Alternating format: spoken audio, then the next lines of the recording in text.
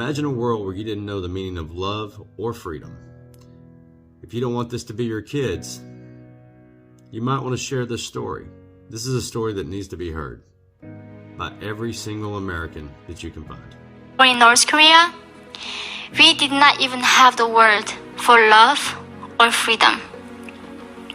So this is why it gets really concerning right now, living in America. There's a huge force trying to control what we can say, what we cannot say, what word is allowed, what word is not allowed. Now, at Columbia, they say I cannot say the word white because it's oppressive to some people. Exactly. And in North Korea, they did the exact same thing. They removed the word like human rights and freedom and free market, of course. So we did not even know what that was. But my grandmother knew, but they kept it silent because they were afraid of getting killed by the regime. So after reading that book, I still somehow faced heavy discrimination in South Korea. Even though we are same people, South Koreans were not used to having immigrants. Unlike Americans, this country is a country of immigrants. So I decided to go to the promised land, to America, the best country in the entire human history. This is just not the best country in the contemporary world. This is the best country in the entire our existence. So I came to America and I want to go to best university to study. So I applied for Columbia University in New York. And I came.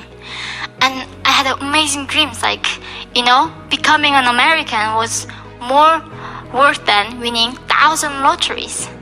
I couldn't believe, how can you be depressed if you're American? Like, you're free.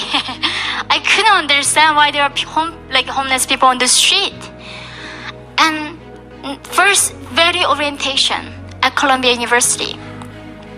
The professor were telling me that all the problem that exists and that we had is because of white men, because of the capitalism.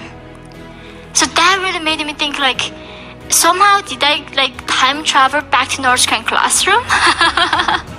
Actually, there's a meme. They say Kim Jong-un attended Columbia and perfected his ideology on hating West and taught us in North Korea exact same narrative. I believe that.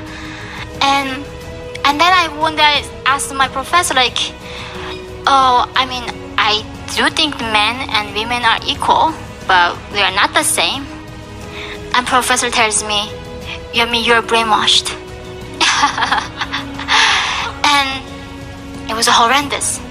Every orientation, every class, right before the class, even before I get to my classmate as an individual, what they like, what's their favorite food, what they like to do. My first job is remembering their pronouns.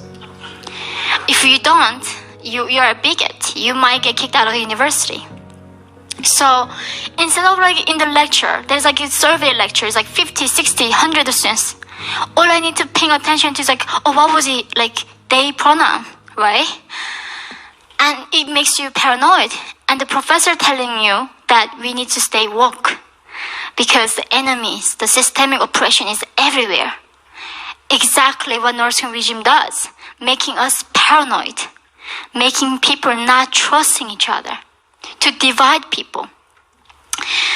And here is another really same thing that I cannot believe was happening in America is my professors were telling me that math is a racist and math is a construct of white men. So I was that's interesting. I remember this story because I remember at 7 going to North Korean classroom. My professor one day asked me, what is 1 plus 1? So what do you say? 2, right? Yeah. But my dear leader found that's not the truth because if you add 1 drop of water and then to add another drop of water, what does it become? It becomes bigger one. So it's not 2. That's why math is racist and white man's construct. So you should not believe the math. Exact same narratives are happening in the heart of America, in Manhattan, in the one of the best academic institutions was happening. So that's when I realized I actually might lose this country again. Like someday I thought like maybe do I bring dictatorship wherever I go? Is this some my like life luck that I need to keep fighting tyranny or something? Because when I come to America, I didn't expect this. Will we let this be America's future, or are we going to stop it?